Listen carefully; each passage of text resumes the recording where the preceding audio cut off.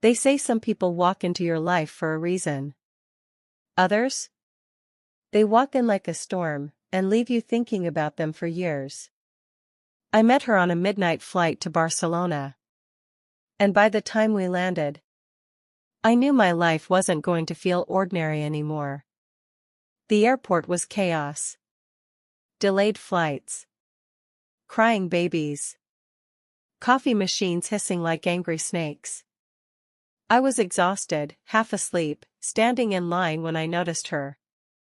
Black dress. Red lipstick. Calm in the middle of absolute madness.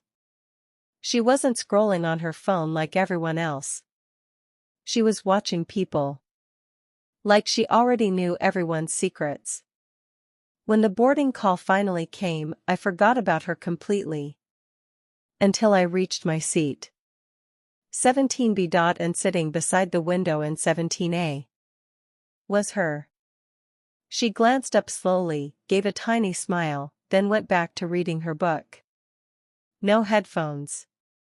No small talk. Just confidence. The kind that pulls you in without trying. For the first hour, we barely spoke. Then turbulence hit. The plane shook hard enough for drinks to spill and people to gasp. She grabbed the armrest. My armrest. Our hands touched for maybe 2 seconds. But somehow it felt longer. She laughed softly and finally looked at me properly. "Guess we're surviving this together," she said. Her voice was smooth. Calm. Dangerously calm. We started talking after that.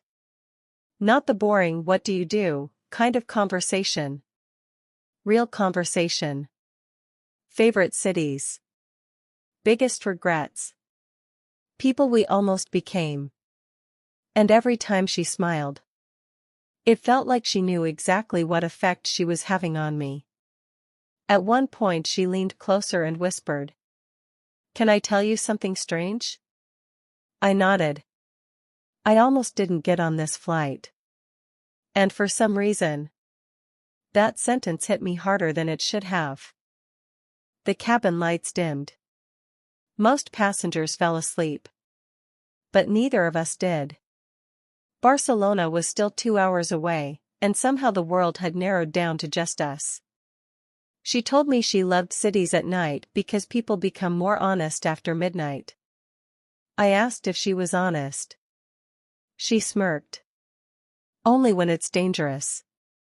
That answer stayed in my head. Then she asked me something nobody had ever asked before. "What's the one thing you want, but never admit out loud?" I should have given a safe answer. But something about her made honesty feel addictive. So I told her. And instead of judging me, she looked impressed. Like vulnerability was rarer than confidence. The tension between us became impossible to ignore. Not loud. Not dramatic. Just electric. The kind where every glance lasts 1 second too long. As the plane began descending, reality came rushing back. Phones turned on. Seatbelts clicked. The moment was ending. I remember feeling strangely disappointed. Like waking up from a dream too early. When we landed, everyone stood up immediately, desperate to leave. But she stayed seated. Calm as ever. Then she reached into her purse, tore a page from her book, and handed it to me. A phone number. No name. Just one sentence written underneath. Some connections deserve a second chapter. Before I could say anything, she disappeared into the crowd. And here's the crazy part. For 3 days, I didn't call. I kept staring at the number, wondering if moments like that are better remembered than continued. But on the 4th night, at exactly 11:17 p.m., I finally sent the text. One message. 3 words. Seat 17B here. And almost instantly, my phone lit up. Her reply? Took you long enough. If you enjoyed this story, hit subscribe for more late-night stories about love, mystery, and the moments that change everything when you least expect it.